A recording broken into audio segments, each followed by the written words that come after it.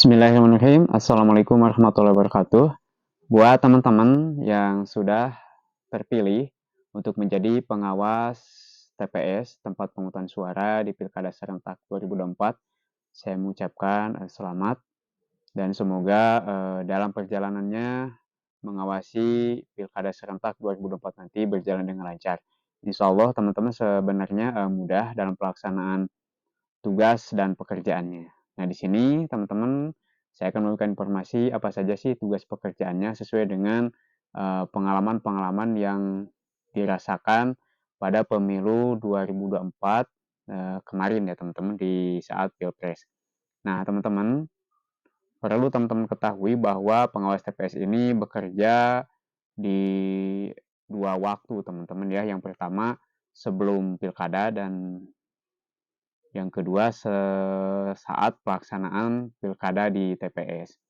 Nah, pengawas TPS ini perannya sangat penting teman-teman ya untuk menjaga integritas dan transparansi kegiatan pelaksanaan pemilu. Nah, kalau pengawas TPS ini sangat krusial sekali karena harus mengawasi pelaksanaan pemungutan suara pemilu pada saat pilkada 27 November nanti dilaksanakan. Jadi teman-teman dari awal pembukaan kotak surat suara sampai dengan nanti perhitungan surat suara itu bahwa pengawas TPS itu harus benar-benar bisa mengawasi teman-teman ya.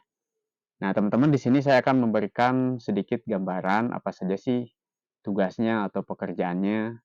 Kalau sekilas dilihat dari pengalaman tahun kemarin gitu ya, kalau kita membaca sedikit literasi juknisnya, kemudian prosedurnya itu akan lebih mudah teman-teman, akan lebih ada gambaran bagaimana nanti teknis pelaksanaannya gitu ya.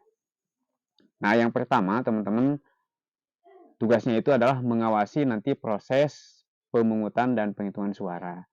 Nah inilah pekerjaan yang paling utamanya. Jadi hanya pada saat pelaksanaan pilkadanya teman-teman ya, pelaksanaan pemungutan suara dan penghitungan suara. Nah, di mana pengawas TPS ini nanti akan memantau teman-teman. Jadi nanti akan disediakan satu tempat ya, kursi sama mejanya oleh KPPS, di mana di situ teman-teman hanya melihat saja proses pelaksanaannya yang dilaksanakan oleh KPPS.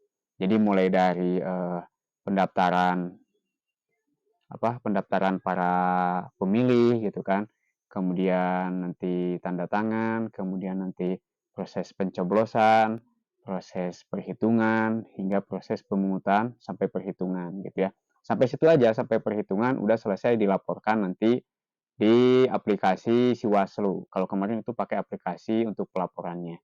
Kalau kemarin kan pelaporannya itu ada 5 ya, 5 pemilihan. Kalau sekarang itu cuma ada 2, yaitu nanti melaporkan hasil pemilihan gubernur, yang kedua hasil pemilihan kepala daerah, bupati ya. Oke teman-teman, itu yang pertama. Jadi nanti teman-teman hanya mengawasi proses dari awal sampai akhir pada hari H pelaksanaan pilkada serentak teman-teman ya. Kemudian teman-teman apa saja yang harus diawasinya itu yang pertama nanti pembukaan TPS harus tepat waktu.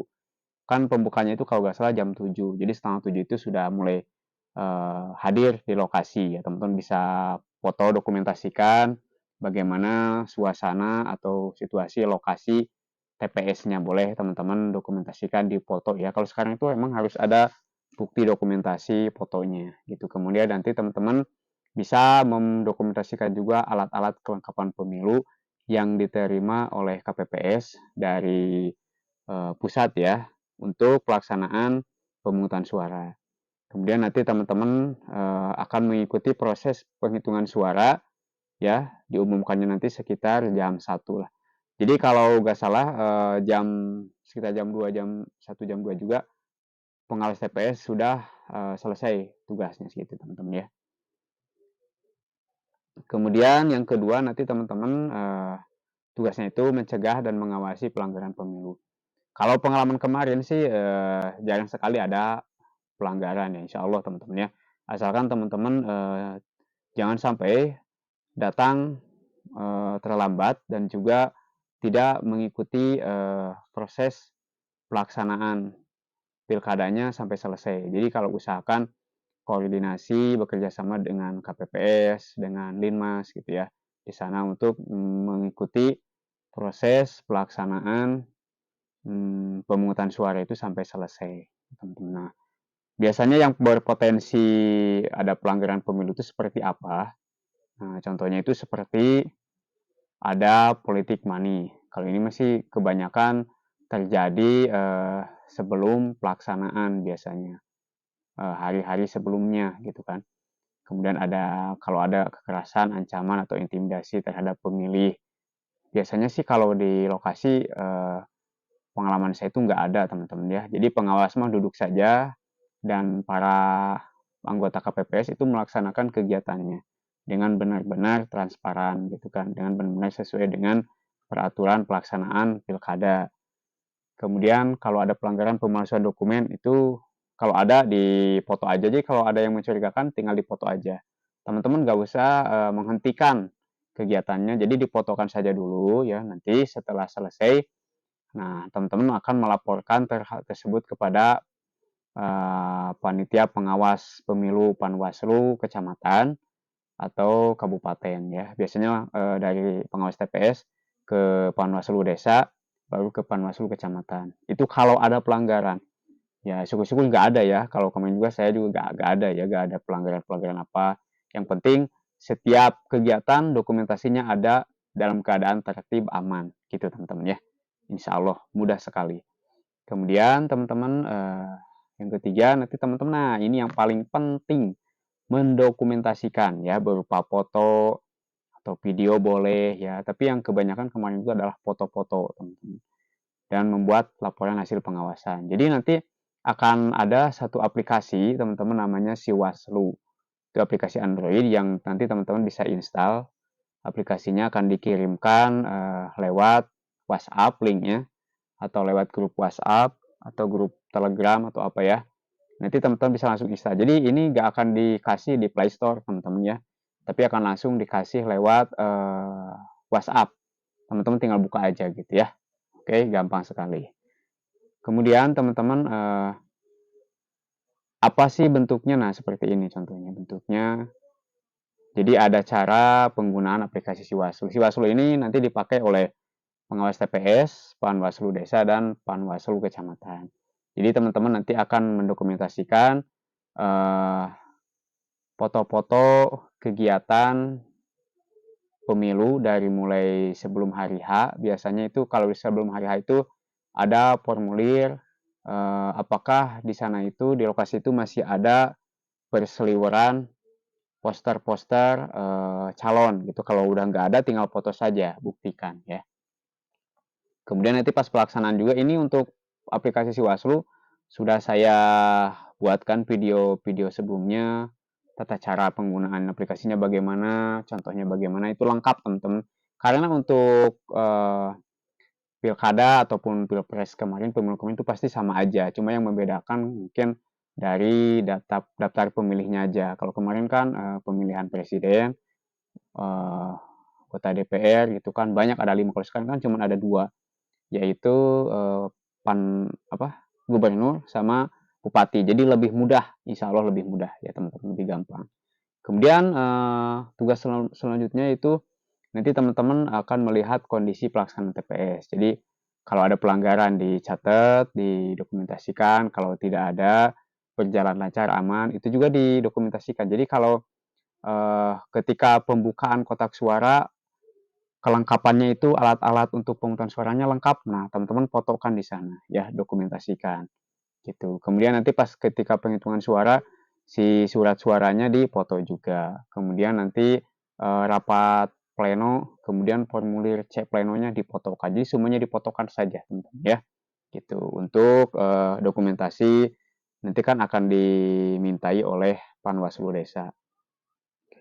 Teman selanjutnya nanti teman-teman melaporkan kejadian luar biasa atau konflik kalau ada ini teman-teman ya. Sekali lagi saya tekankan kalau ada konflik.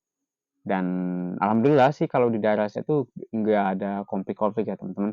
Jadi si pengawas TPS sama KPPS itu bekerja sama untuk mensukseskan kegiatan pemilihan atau pemungutan suara di TPS-nya gitu ya, supaya lebih efisien, efektif, dan cepat itu pelaksanaannya. Jadi tidak menghambat pekerjaan KPPS, juga tidak menghambat pekerjaan pengawas TPS.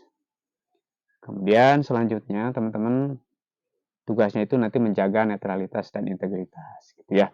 Jadi di sini diutamakan itu harus jujur. Teman-teman tidak boleh berpihak sama pasangan calon, partai politik gitu ya. Jadi harus berintegrasi, jujur dan adil. Kemudian selanjutnya memfasilitasi pemilih yang membutuhkan bantuan. Nah, nanti itu akan ada pemilih yang memakai kursi roda contohnya atau yang berjalan pakai tongkat. Biasanya yang sepuh-sepuh itu perlu pendampingan. Nah, nanti teman-teman lihat apakah KPPS ini membantu mereka atau tidak. Jadi teman-teman hanya melihat saja dan kalau perlu membantu ya silahkan bisa ya membantu memfasilitasi, maksudnya itu memberikan fasilitas bagi yang membutuhkan pada saat proses pencoblosan gitu ya, pemungutan suara gitu, teman-teman ya. Kemudian selanjutnya tugasnya itu berkoordinasi dengan penyelenggara pemilu. Nah, ini kata saya tadi ya.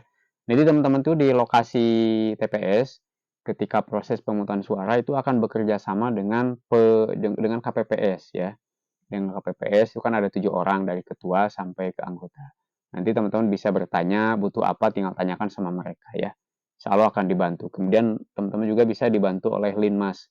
Di sana kan ada 2 Linmas yang akan menjaga ketertiban, keamanan, proses pelaksanaan pilkadanya. Teman-teman ya. Nah, itu secara singkat teman-teman dah sebenarnya mah gampang ya. Insya Allah kalau sudah dilaksanakan mah. Walaupun kemarin proses seleksinya agak ribet ya, susah juga. Tapi insya Allah kalau pelaksanaan, kalau teman-teman masih awam, masih pemula atau beginner, teman-teman insya Allah mudah gitu ya, agak akan sulit. Yang penting teman-teman selalu berkoordinasi dengan Panwaslu Desa, kemudian sama KPPS atau PPS juga. Terima kasih, semoga membantu teman-teman. Jangan lupa bantu like, comment, dan subscribe. Insya Allah kalau ada informasi yang baru akan saya informasikan. Salam hangat, billahi taufiq wal hidayah. Assalamualaikum warahmatullahi wabarakatuh.